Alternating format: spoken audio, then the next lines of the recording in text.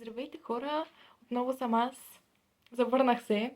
Второто ми завръщане, защото след първото нямаше други видеа.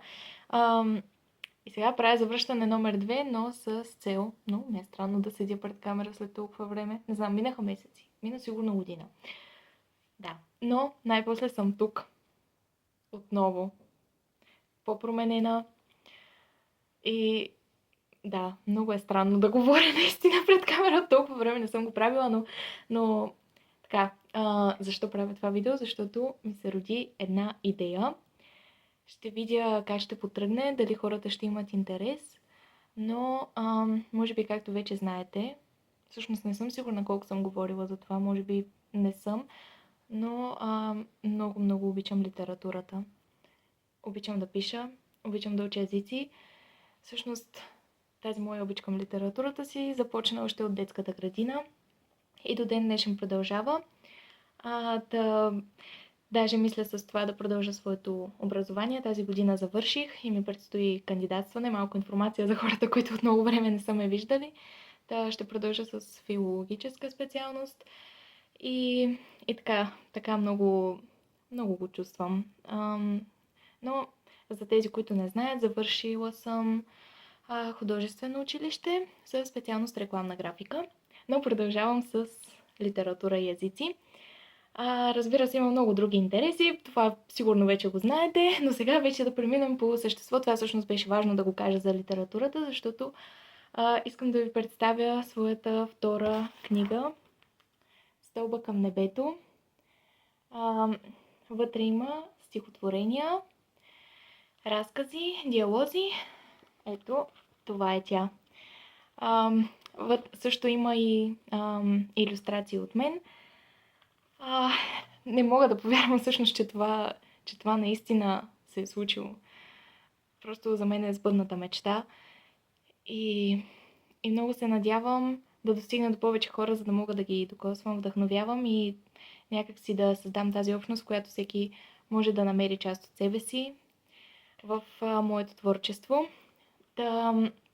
Ще оставя в описанието, или в описанието, може би, или в коментарите, линк към профилите ми, където споделям своето творчество.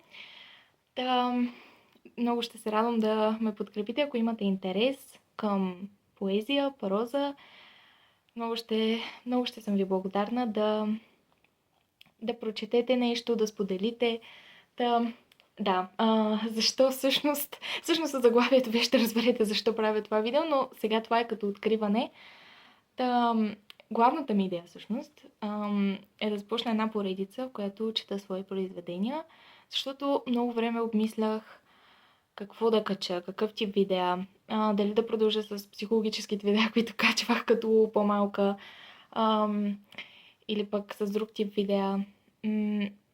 Всъщност най-гледаното ми и харесвано видео е с съвети за матурите. Да си мислех дали нещо от този род да не направя, пак някакви съвети, нещо свързано с училище, защото много хора се интересуват. Очевидно има голям интерес, а пък първите видеа, които качвах, може би не бяха толкова така... те бяха много дълги също така. Трябва да обмисля това, как да ги направя по-кратки, защото в днешно време като някой види 40-минутно видео, е много по-вероятно да пропусна, освен ако темата не му е супер интересна, но за това реших, роди ми се тази идея, и то даже преди малко, всъщност и преди съм си го мислела, да направя тази поредица, в която чета свои произведения. Да, почти 5 минути говоря вече, това бяха някакви уводни думи, но всъщност, ако искате да разберете повече за това какво се случва в моя живот и за някои мои интереси или да разкажа нещо, което ви вълнува, ще направя цяло отделно видео, но само ако искате. Мисля, че това е, което имах да казвам. Надявам се да не ви свърши мястото, за да мога да записвам на спокойствие. Ще свикна отново да говоря пред камера, очевидно. Не знам има ли нещо, което пропускам, но ако се сетя, ще го кажа накрая. Въпреки че не ми се иска да завършвам с думи, искам така да ви усещането от чутото, така да ви завладее, без да го развалям накрая с някакви приказки, но така, мисля, че не пропускам нещо. Ако някой има интерес към книгата, също може да се свърже с мен. Така, нека започнем всъщност. Може би първото нещо, което ще прочита е един разказ с същото име като заглавието "Стълба към небето". Всъщност оттам, от този разказ, от смисъла на този разказ и от неговото заглавие се роди идеята за заглавието на тази книга. Мисля, че ще е така доста естествено да започна с него. Така, пожелавам ви приятно слушане, приятно унасяне в света на литературата. Стълба към небето. Понякога се чудя дали е възможно човек да си направи стълба до небето. Не е обикновена стълба, а от светлинни лъчи, от онези невидими нишки, които всъщност съставляват цялата основа и в тях се крие целият смисъл. Стълбица от струни, но не какви да е струни, а такива, които щом ги докоснеш, започва да се носи една мелодия. Струва ти се, чувал си я преди и казваш си: откъде ли ми е позната? Но след това се заслушваш и осъзнаваш, че всеки тон е толкова неповторим, че едва ли някога може да бъде изпълнен отново. Нещо вътре в теб потрепва. Не знаеш какво е то. Душата знае, но пази го в тайна. Нека попитам отново.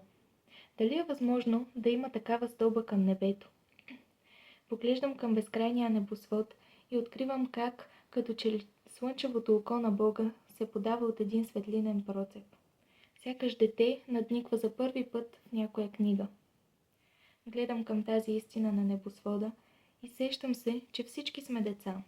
Просто понякога твърде забързани и устремени в това да пораснем на земята, се правиме да насочваме погледа си към светлинните знаци, които ни разкрива небето. Поглеждам още по-надалеч в небесната шир и откривам как едно птиче разперва за първи път криле. То дали е използвало такава стълба, че крилцата му, макар и плахо, носят със себе си светлинните частици, от които са създадени чудесата. Как го виждам ли? Всъщност, не ми е достатъчно, че го виждам. Защото тогава бих ви казала само, че това е една сред безбройните птици, които летят, и няма нищо специално в това. Но аз усещам полета му. Когато човек усеща полета на всяка птица, нима нещо отново в душата му не казва: дали не се припознавам, дали не съм чувствал това и преди. Може би някой след това ще отвърне погледа си, мислейки си отново за въртенето на земята около слънцето. Ще се завърти той самият около себе си, а душата му ще се опитва да си направи стълбица към небесния свят на крилатите. Но тайна е. И вглеждайки се в безкрайния хоризонт, който всъщност от погледа на една птица не изглежда по същия начин, ще се запитам: дали всъщност всеки желае да съгради своята стълба към небето? Дали мисли, че има значение дали е човешко същество или птица, или каквото и да е, за да може да намери своя път към безграничното и вечността? В това време аз съм отворила очите си, проглеждам се този светлинен процеп, през който се подава слънчевото око, сещам се отново за детето, което за първи път чете книга, и така частица по частица започва да се създава отново моята стълбица от невидими светлинни нишки, в които се е събрал целият смисъл. Може би някой ще ви види отстрани, ще погледне за миг как гледате към небето, може да си каже, че търсите птица.